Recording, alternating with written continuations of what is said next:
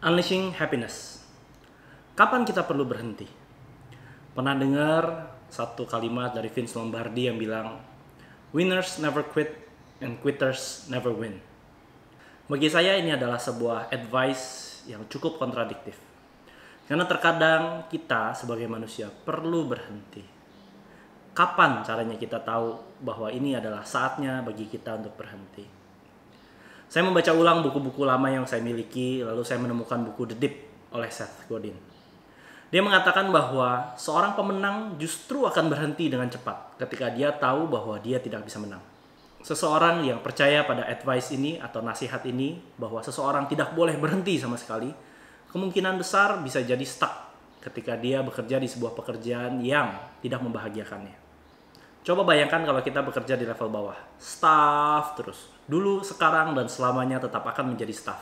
Dan kalau kita tidak akan pernah berhenti, maka kita selamanya akan berada di level itu.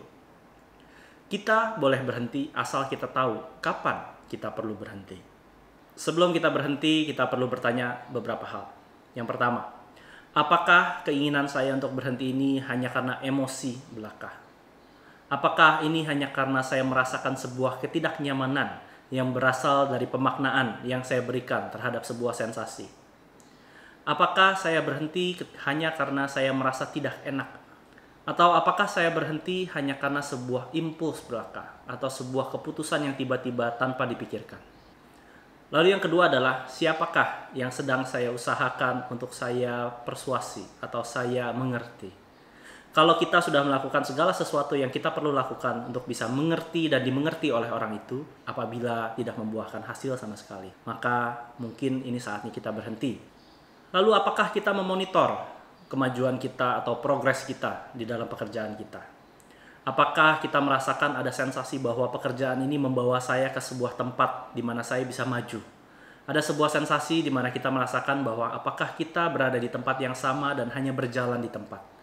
Atau bahkan sensasi yang kita rasakan adalah perjalanan mundur dari karir kita.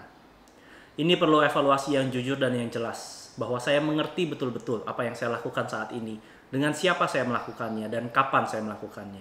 Sehingga dengan begitu saya bisa mengukur dengan jelas apakah pekerjaan saya membawa saya lebih dekat menuju versi diri saya yang terbaik, atau membuat saya stagnan dan diam di tempat, atau malah lebih parah, mundur lebih jauh. Sebuah pekerjaan yang membahagiakan tentu akan membawa kita menjadi orang yang lebih baik. Ada sense of progress, ada kemajuan yang kita rasakan dalam pekerjaan kita. Dalam bukunya, Seth Godin mengatakan ada dua hal ketika kita sedang mengalami kemunduran. Yang pertama adalah the deep, atau sebuah tempat di mana kita sedang turun untuk bersiap-siap naik kembali dan bahkan menjadi lebih baik, jauh lebih baik dari sebelumnya. Atau kita berada di dalam sebuah cul-de-sac atau sebuah jalan buntu. Dan tempat kita mengalami kemunduran ini adalah tempat di mana kita berdiam hanya di situ saja, berkutat-kutat di tempat yang sama, berjalan di tempat, atau bahkan kita perlu mundur dan keluar dari cul-de-sac itu. Di manakah kita sekarang? Ini semua tergantung dari penilaian diri kita masing-masing. Saya juga tidak akan bisa bilang kepada teman-teman bahwa teman-teman sedang maju, mundur, atau bahkan sedang berada di tempat. Ini semuanya adalah berdasarkan penilaian kita sendiri, berdasarkan pengetahuan yang kita miliki tentang pekerjaan kita. Berhenti karena alasan yang tepat akan menjadikan kita orang-orang yang lebih baik. Apalagi apabila kita berhenti karena kita sadar dengan sepenuhnya kita berhenti karena hal-hal yang menahan kita. Itulah yang menghalangi kita menuju kebahagiaan kita. Namun kita perlu sadari, tanyakan beberapa hal lagi. Apakah saya berhenti hanya karena saya takut? Apakah saya takut bahwa saya tidak dapat menjadi orang-orang yang lebih baik di dalam pekerjaan ini? Apakah saya takut untuk mengaktualisasikan apa yang saya miliki di dalam pekerjaan saya ini? Apakah saya takut kepada diri saya bahwa saya tidak punya kemampuan untuk mencapai apa yang saya inginkan dalam pekerjaan ini? Karena kemampuan bisa kita cari.